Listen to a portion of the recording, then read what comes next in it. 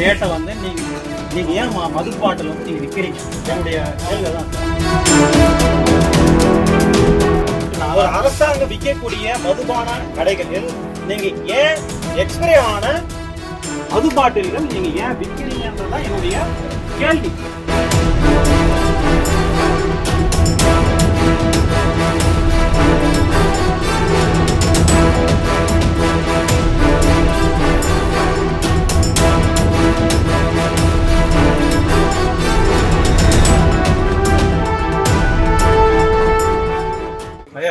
Royal balance சொல்லுங்க sir. இப்பதான்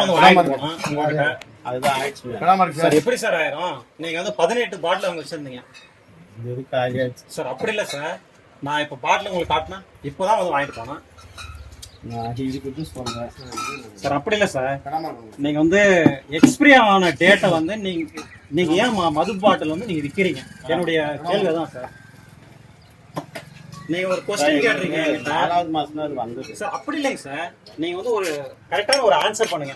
நான் ஒரு கேள்வி உங்ககிட்ட கேட்டேன் சார், இது வந்து எக்ஸ்பைரி டேட் ஆயிடுச்சுங்க சார், நீங்க ஏன் விற்கிறீங்கன்னு நான் கேட்டேன். நீங்க என்ன சொன்னீங்க? நீங்க என்ன பண்ண முடியும் பண்ணீங்கன்றீங்க. அதாவது வந்து ஐயா சொன்னாரு, நீங்க பாதி குடிச்சிட்டு வந்து என்கிட்ட தகராறு பண்றீங்கன்னு சொல்லிட்டு. பட் வந்து அது யாரும் குடிக்கிறாருங்க.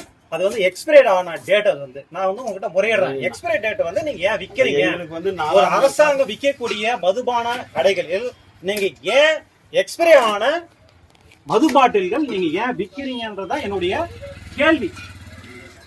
என்னுடைய கேள்வி வந்து ஒரு சமூகத்துடைய சாதாரண ஒரு தனி மனிதனுடைய என்னுடைய கேள்வி. என்னுடைய கேள்விக்கு நீங்க ஏன் பதில் சொல்ல மாட்டேங்கிறீங்கன்றதான் என்னுடைய இது ஆதங்கம். தப்பு சொல்லலைங்க. சரிங்க, 4வது மாசம் வந்துச்சு, இன்டர்ன் கூட இருக்கு சார். கடை நம்பர் எங்க சார்? முன்னாடி வந்து நீங்க போட்டுக்கலாம் இல்ல, கடை நம்பர் இதெல்லாம் நீங்க போட்டுக்கலாம் இல்லைங்க. கடை நம்பரை நீங்க ஏன் பதிவு செய்யல?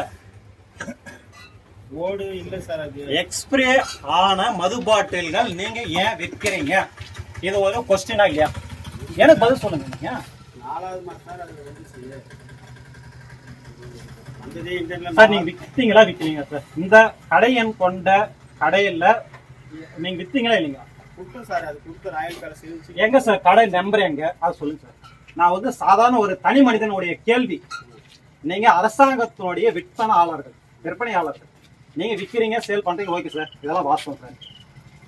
கடை எண் எங்க சார்? போர்டு இல்ல சார். எக்ஸ்பைரி ஆன மது பாட்டில்கள் வந்து இங்க விஷமங்கலத்தினுடைய கடைகள்ல விற்கப்படுகிறது. இதுக்கு தமிழக அரசோ அல்லது நாம யார் மேல குற்றச்சாட்டு சொல்ல முடியாது சார். இது ஏன் இங்க வந்து விற்கிறாங்க? அதுதான் சார் என்னோட கேள்வி. கேட்டா யாருகிட்ட புகார் நீங்க புகார் செய்யணுமோ அங்க செய்யன்றாங்க. அசால்ட்டான ஒரு பதில் சார். யாருக்கிட்ட புகார் செய்ய முடியுமோ பண்ணிக்கங்கிறாங்க.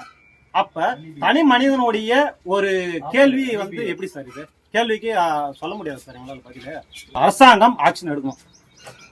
இதை போன்ற எக்ஸ்பைரி டேட் ஆனக்கூடிய மது பாட்டில்கள் வந்து இங்க விற்க கூடாது என்பதே என்னுடைய வேண்டுகோள் சார்.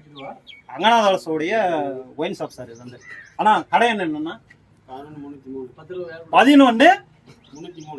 11 சார்.